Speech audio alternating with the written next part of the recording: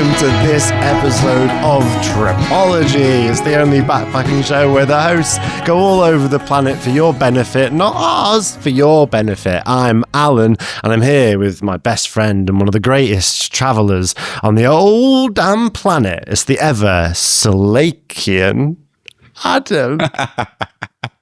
Said with confidence. Thank you so much for tuning in for another week. We're happy to be back. We've got an amazing show because this week we're going to tell you a lot of stories. I'm going to tell you a story about how I smashed my laptop and my phone at exactly the same time just after last week's recording. And then Alan, you've been off gallivanting around, swimming with some Thresher Sharks and doing some really, really amazing stuff. I cannot wait to hear about that. And then, of course, at the end, it's everyone's favourite. It's Tales of a Trip. Yeah, you might have noticed I wasn't particularly confident about the word Salakian because I've only just learnt it. It means shark-like, possessed of the qualities of the shark, and it is Thresher Sharks with whom I've been having a diving experience ever so recently. Finally, I'm in a new location and I'm here in Cebu, and it's been a really crazy time. I'm looking forward to telling you about it. Before I hear about your laptop smashing adventures, Adam, I want to do a little bit of housekeeping because just like I'm in a new location, just like we're moving around constantly, Tripology is finding a new home on Tuesdays as opposed to Saturdays.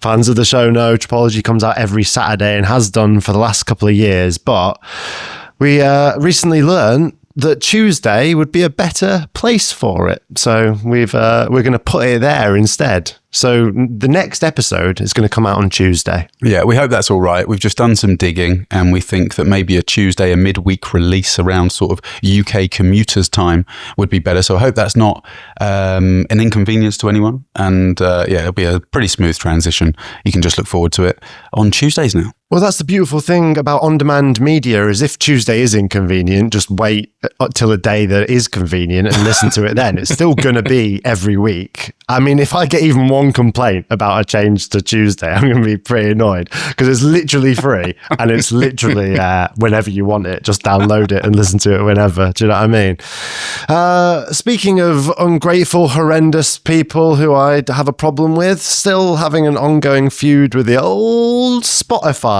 So apologies if people have struggled to access our episodes recently on that platform. It's just us and Spotify.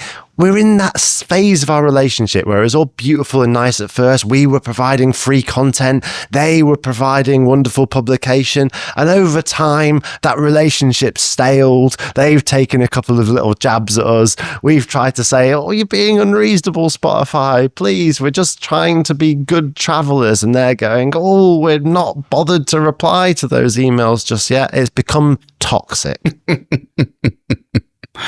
Yeah, it's a pretty difficult situation we find ourselves in because I don't feel like we have reached a human at this stage, Alan. I think we're still getting bounce backs. I think we're still getting automated emails. The moment we do land on a human, though, mark my words, you might see a few things happening. So, we're both on it on different sides of the planet. And I'm sure there'll be some sort of resolution very soon. I believe so. I believe we're inching towards what can only be described as a resolution. And when we reach one, you'll hear about it on Tuesday. Yeah? Okay, nice. Adam, that's enough with the housekeeping. What happened to your laptop, mate? Well, you would have remembered, but maybe you listening at home, you won't necessarily know. There's a lot of stuff that goes on around creating a podcast, and some of that involves technology like laptops and even a studio lamp.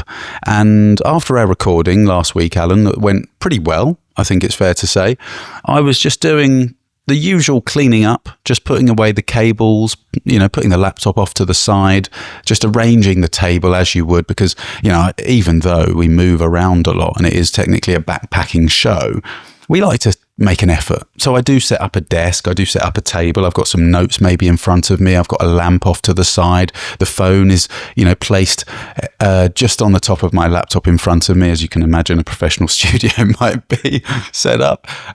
So there's things to put away, and I was doing that. I thought that the recording went very well, I was in good spirits, and then I moved one cable. And at exactly the same time, my laptop fell off the front of the table towards me and the lamp fell off to the side.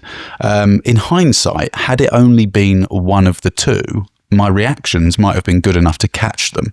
But because they both happened at the same time, my brain was fast enough to try and catch both, but not fast enough to think that the laptop is worth saving and the lamp probably isn't. So in going for the lamp, I lost grip of the laptop. It fell flat on the screen on the back, immediately went black. I knew that was toast. And then the lamp went off the other side, hitting the floor. The bulb popped out by force, started emanating sort of a very horrible burning smell that I immediately called you about. And my whole world started spiraling because, these things are incredibly important to us. Yeah, in many ways, you experience the trolley problem, the philosophical thought experiment, in real life. In the trolley problem, of course, you either keep the train on one track or actively divert the train, saving a couple of lives, but ultimately ending the life of one person. You experience that in real time with both a lamp and a laptop, and your inability to react ended up in killing both of those things.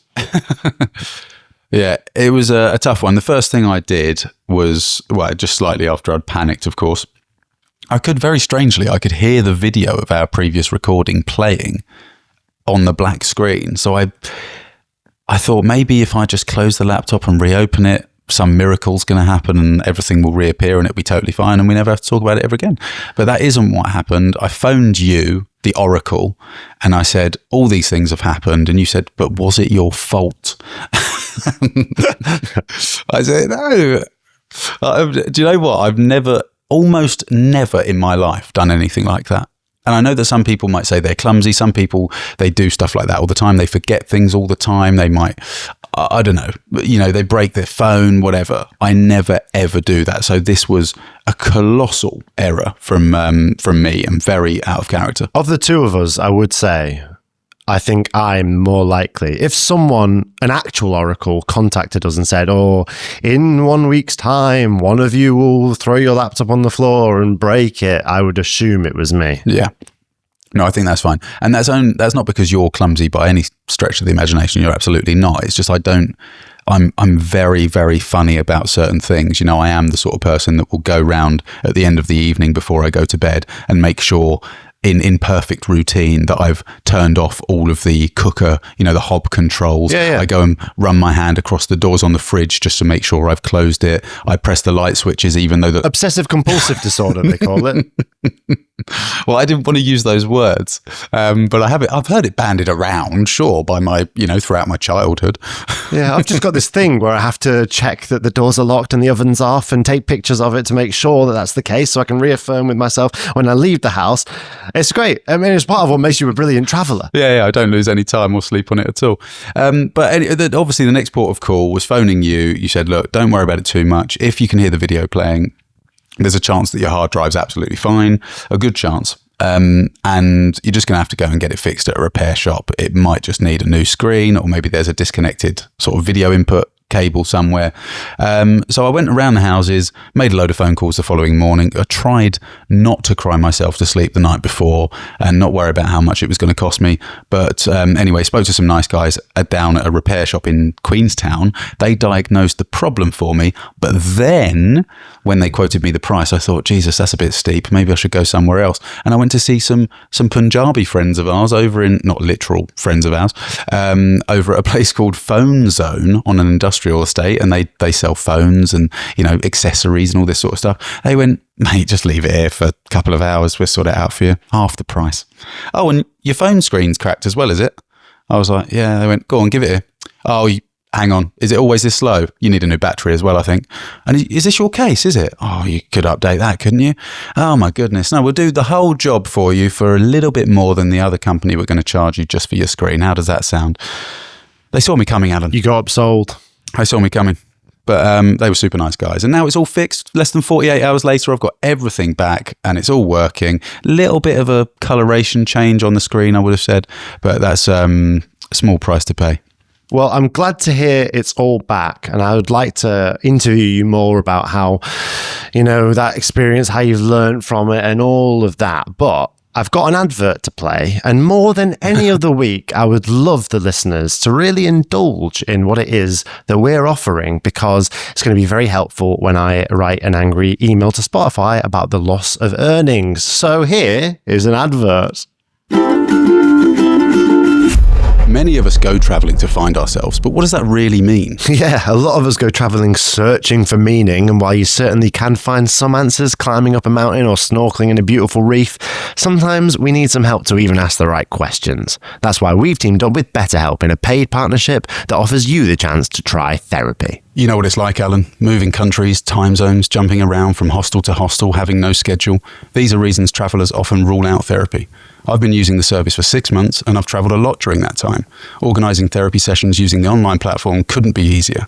I've been working with my therapist on some deep-rooted issues and I'm now in a much happier place. Yeah, starting therapy with BetterHelp literally couldn't be easier. You simply fill out a questionnaire and you'll be matched with a therapist as soon as possible.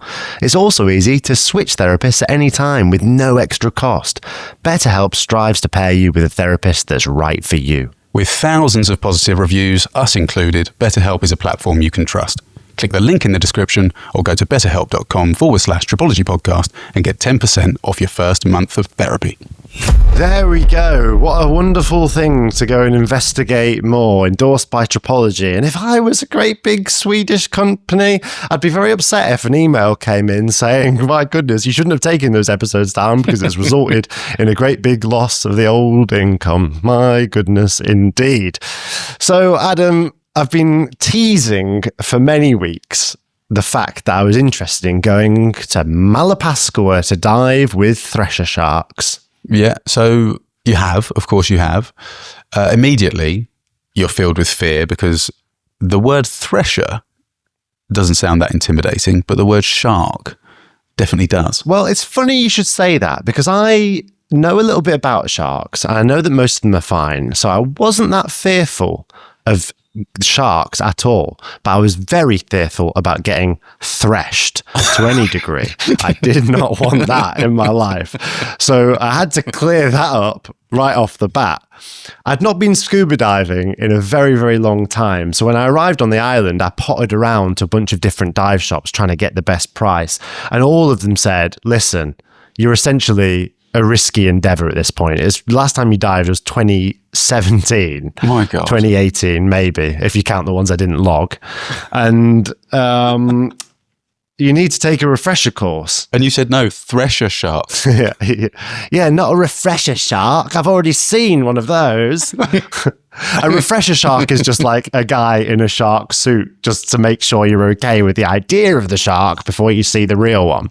Slowly introduce you. Yeah, soft entry. I like that. But that was how I found myself on a boat with a man also called Alun, which is very confusing when you're under the water. He was teaching me how to do all the basic skills, clean your mask out and all of that. Oh, yeah. I tell you what, I was totally fine scuba diving. I remembered it all came back to me. If anything, because of all the jiu-jitsu I've been doing the last 6 months, I was in such good shape. I barely breathed at all. I came back up with a completely full tank. So I felt very prepared for the actual shark dive the next day. It's unbelievable. Bar, of course, means something different in diving to that of the bar in jiu-jitsu. You didn't get those two mixed up, I hope, underwater, trying to wrestle your guide? I got a bit confused about it. Yeah, I had a quick wrestle. I also got confused with the other type of bar. I tried to like drink some alcohol under the water. He was like, no, bar is a quantity of oxygen. That was the one thing I needed refreshing on. But once I understood that viscerally, they said, you're okay. We're going to do 3 dives tomorrow. So I got a good night's sleep, woke up in the morning, 5:30 a.m., got on the boat, mate, went down deep into the water, 20 meters down, and looming from the deep, a great big silvery fish, the likes of which I'd never seen before. What a beautiful shark. It was you won't believe it, it was a thresher shark, came towards me like this, and I thought, wow, that's an animal that can swim at around 22 miles per hour. which is faster than the great white shark. Oh, really? It's got a razor-like tail, which it can use as a whip to hunt prey. It's got great big black eyes, and they come straight up to you, searching for prey. It was majestic. Actually, now that you said the big black eyes, are they quite slim and slender? I think I'm imagining the exact Thresher Sharks. You might be picturing the exact one that I saw because I've described it so well. Yeah, that's hilarious. But hang on, this was on the first dive. The very first dive. You basically were able to see one on the very first dive of the day. How many meters down were you, do you think? When you've been refreshed as thoroughly as I was, you're ready to see the sharks straight away. So it was about 20 meters down, saw the shark, and a strange thing happened to me, mate, where once we'd gone down and I'd equalized and was swimming around, the shark turned up pretty fast. It's like a place where the sharks feed, a feeding station. They're not fed by the humans. It's all ecologically very wild and unmanaged in the best possible way, but they just go there. They're guaranteed to be there because the population's quite high and that's where they eat. So almost straight away, I saw a thresher shark. And then about 15 minutes into the dive, I suddenly became cognizant for the first time of how deep I was. Right. And how I was breathing through a tube and how I'd not done that in a while and how mental it was. And like, oh my God, I'm like really under the water. And I started having like the kind of panic attack that I associate. I think when I first started diving, this used to happen quite regularly. I started like breathing a little bit heavier and I was like, oh my God, this is mental. As soon as the awestruck nature of it sort of wore off and I became really thinking about it. But I was able to control it quite well and just manage my breathing, be like, it's okay, just enjoy. Saw another shark come and that took me out of it and just got wrapped up in the whole majesty of the experience. It was amazing. It sounds incredible. It sounds amazing. I totally can relate to what you were saying about the breathing thing because I remember quite vividly I don't know when the last time I went diving was. We did talk about this actually, but I think it was probably 2018 in Borneo. And when you have this breathing apparatus, I mean, most people just know. Maybe they don't even give it any thought, but they just breathe fairly normally through the regulator, I think it's called, isn't it? And I remember having a thought at the beginning of a dive. What happens if I forget how to use it to breathe? And then, you know, you kind of give that thought space and you think, well, hang on, just whatever it is you're doing now, just do that. And it kind of seems like a natural reflex to just breathe. So maybe just sort of continue. But if you let that thought spiral, especially 20 meters underwater surrounded by sharks, I can imagine that would be quite a sorry end. Well, you know, breathing manually is quite an anxiety-inducing thing anyway. We've all had the experience of maybe getting a little bit too drunk or high, or you've taken something, or you're just having a panic attack, and suddenly you become very aware of like your breathing and how to breathe and all that stuff. Scuba diving is an activity that forces you to breathe manually because you can't hold your breath. You have to constantly be breathing while scuba diving. So it kind of, that in itself, I think, is quite an anxious experience. But my experience scuba diving this time around, having not done it in 10 years, 8 years, however long, that's quite an interesting thing in and of itself because it was quite a big measure for me of how much I've changed, how much fitter I am now, like just my cardio is better, and how much easier I was able to control those negative thoughts. Whereas before, I think I was like sometimes crunching through a tank of oxygen my shortest ever dive was like 25 minutes. This time around, I was like, the dive was always ending whilst I still had plenty of air. Yeah, sure. That's interesting. So I've never ever come up from a dive because I've run out of air. Yeah. But how big was the group? You obviously had a dive guide with you who is a specialist in that area, I assume, part of the dive shop. And then were you with some other people, a buddy? Yeah, just two other people, sort of like a wildlife photographer and another diver who I think she was a dive master, but we were all just diving together. Yeah, it was really like probably the most exciting diving I've ever done, because there was the possibility of another thresher coming at any given moment. And there was a lot of interesting kind of macro things, you know, little corals and little crabs and little wiggly worms and that sort of thing.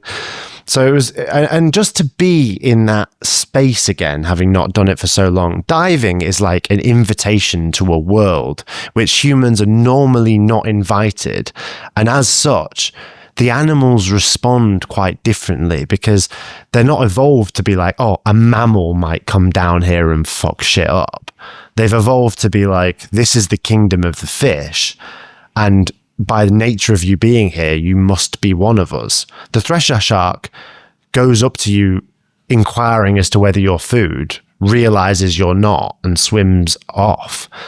But the interaction with that shark is much more is on a much more even playing field than being like in the jungle and spotting a wild monkey, and it like knows what to make of you because it's seen humans before, and it like skits off or maybe observes you for a while. It's just a different vibe when you're in their world. Yeah, I also think maybe I'd add to that, and you know far more about the wild and wilderness and animals than I do, and I'm more experienced in that field. But maybe it's fair to say that when you're underwater and diving with fish, they don't think you're prey, or they don't think you're a predator.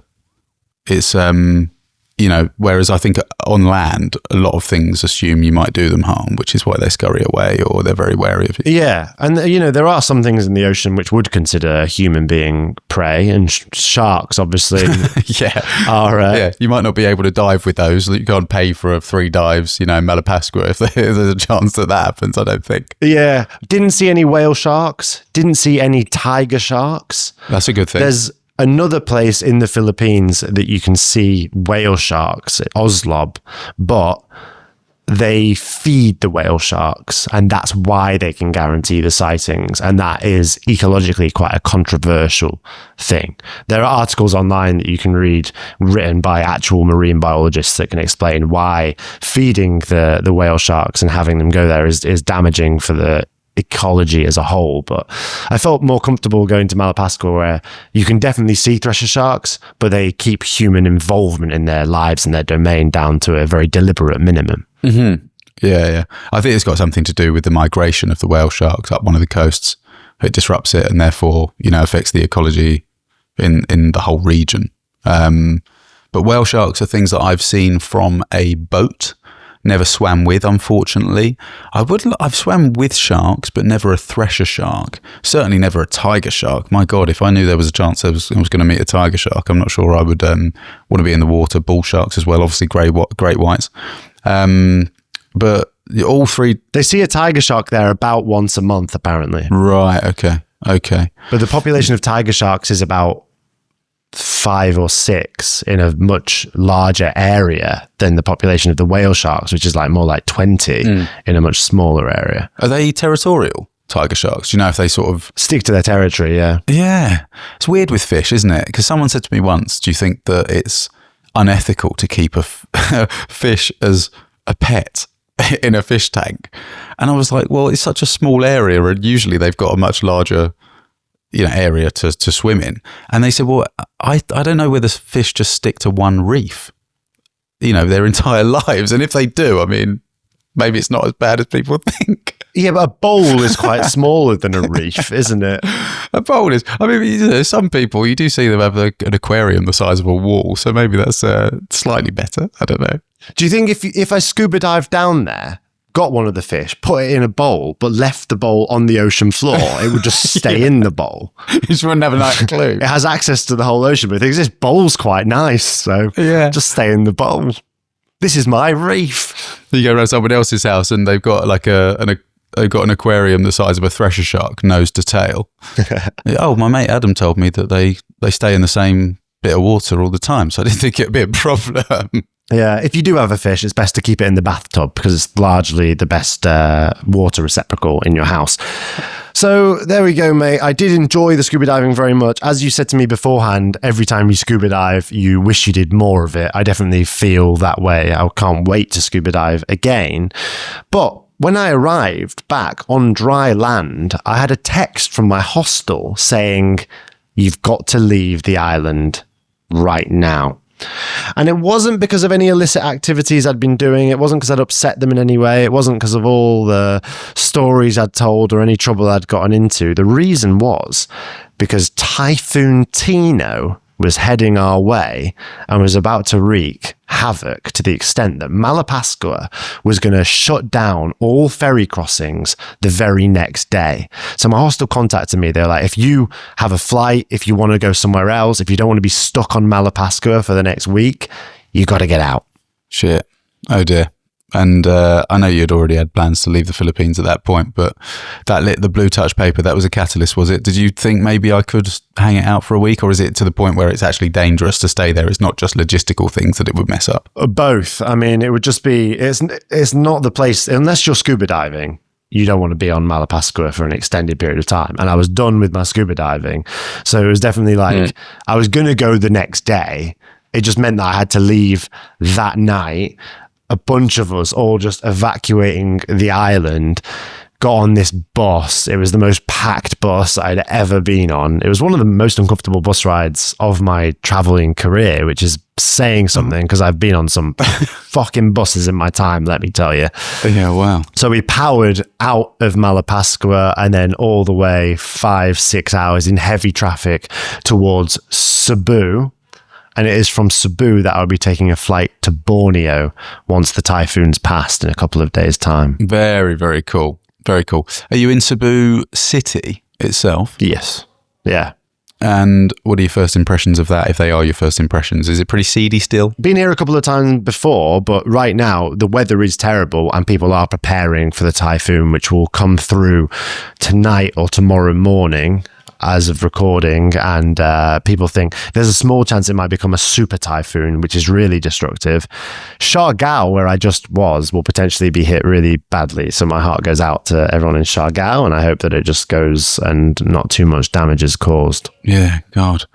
How did you feel in that moment? Were you concerned at all, or were you just going through the motions and getting things sorted? What was the feeling in the camp like? Yeah, when you get a text like that from your hostel mate, you've just got to take your medicine and get gone. So it was very practical, very logistical, as is the case when people are forced to do something a little bit out of the ordinary. People talk and communicate more than they ordinarily would just getting on a ferry and then a bus. So it was quite nice, the community spirit of we've all got to leave Malapascua and get ourselves to Cebu, which is quite a lovely thing. And I'm glad that we were able to do that.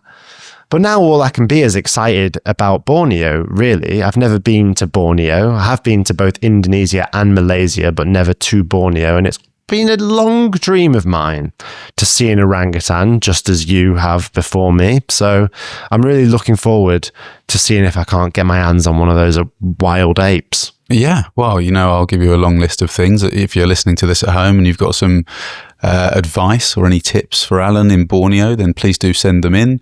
There's a contact form on our website, and I'll look forward to hearing all about that, mate, because if there's one place that I've been that you haven't, that I think you will absolutely adore, it probably is Borneo. That's exciting stuff then. I'm steeling myself to go to Borneo. And as Adam mentioned, you can head to our website to let me know all about it. And there's another thing that you can do on our website. It's called Tales of a Trip. Head over tripologypodcast.com/Tales of a Trip and you can send us 3 minutes of your best travel story. Maybe tell me about the time you were in Borneo and you got your hands on a great big orangutan. Maybe tell me about a time that you've had to change your travel plans because of an act of God, a crazy natural disaster. Any great 3-minute story over on tripologypodcast.com. This listener did just that. Let's listen to it now. Hi guys, I'm Pafi, a solo female backpacker who spent over 6 months traveling South America this year, and I'll hopefully go back soon. I've collected so many travel stories I had a really hard time choosing the one to tell, but I start with a fun story from my time in Peru, specifically in a town named Ollantaytambo in the Sacred Valley near Cusco. I decided to spend 2 days there, one night in that town to visit some ruins and soak up the vibes of the place, which was very cute and colorful. However, it happened to be one of the big festivities of that town, so I ended up dancing with strangers on the main square for most of the night. And on the second day, I finally got to visit the first ruin, and later on my way to the second one, I got lost in the small alleys, since Google Maps would keep directing me to a street that didn't exist, and the locals' instructions were even more confusing, although I'm fluent in Spanish. So while I was there wandering around the alleys, I started hearing music, and soon a parade of young, dressed-up Peruvians passed by. And while I was filming them, one of them dragged me into the parade, and I had no option but to follow the fun. And I ended up spending 7 hours with that parade group, going between different houses, tents, and yards scattered across the town and trying to understand what we were actually celebrating. And when entering each of the houses, they would perform a dance. They had their own live band, actually, and in turn, they would receive food and beer from the hosts. We would usually stay some 20 to 30 minutes at each place, and it got better progressively because at some point everyone was pretty drunk, obviously.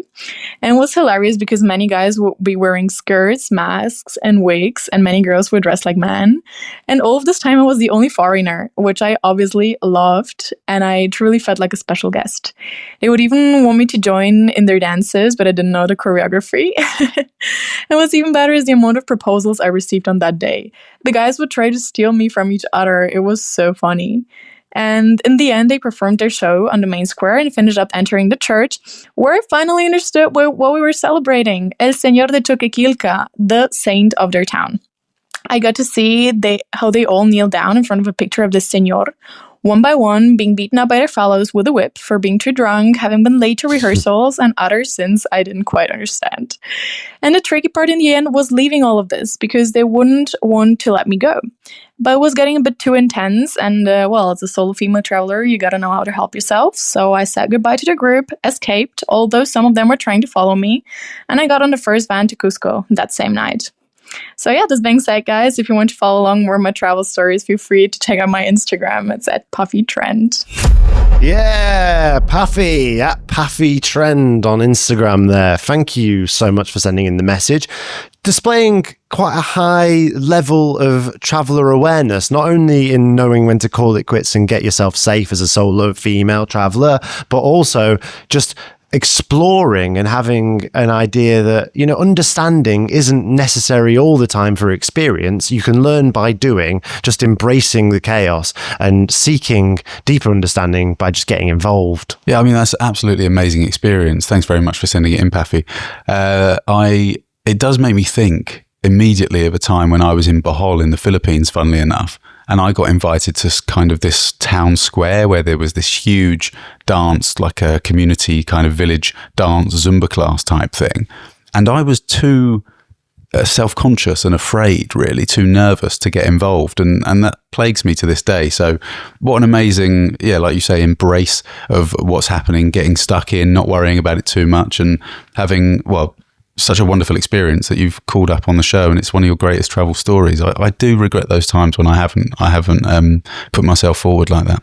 Yeah, I always promote this idea of an ornithological approach to travel, meaning as a bird watcher, observe but don't judge. But sometimes I think that can be interpreted as having too much of a passive role, like you're just observing, you're not inserting yourself into the narrative and getting involved. But I think what Pafi shows there is that part of the being a good traveler, you can like get into the narrative and enjoy the festivities and like have an impact on everyone's day, as I'm sure Pafi did there, but also had an awareness of like, okay, I don't necessarily understand what's going here. Like, I'll figure that out. I'll observe, I'll see, I'll be an ornithologist. I'll like assess the situation. And then once I understand and I've had my fill of a good time, I've like had that travel experience to the maximal impact it can have, then it's time for me to be like, okay, it's time to leave. So I just think it was really good travel. Yeah, it sounds like, and you know, I'm sure there's more to that story. It could have gone into far more detail, but I mean, it sounds like it was all good and none of the bad. I mean, what an amazing time. Have you been to that place in Peru, or do you remember it being like that in Peru? Did you get involved in any festivities while you were there? I've been to Cusco, but I was very much in Peru just to I mean, I was very set on the ancient world at that point in my life. So I was seeing mummies, I was observing ancient geoglyphs, I was going to Machu Picchu, I've been to Cusco, and like I was very set on a very specific type of trip. So I did absolutely no drinking and absolutely no festivals of any kind. That is amazing. I mean, I wish I was there. Peru is a country that I should go to, really, and that's inspired me to get there maybe sooner than I otherwise would. South America in general, Adam, I often think of it as the biggest hole in your travel map, whereas Russia, the stands, Japan, Korea are for me. South America is for you. We have to rectify it in the coming years. You, the listening audience, will be there as we go on more travel adventures every week on a Tuesday. If you want to hear more from us this week, you've got to go to patreon.com/Tripology podcast, where you can hear an extra 15 minutes that takes place after the ever controversial theme music has ended. For now, though, we'll see you all next time. We'll see you there. Bye-bye.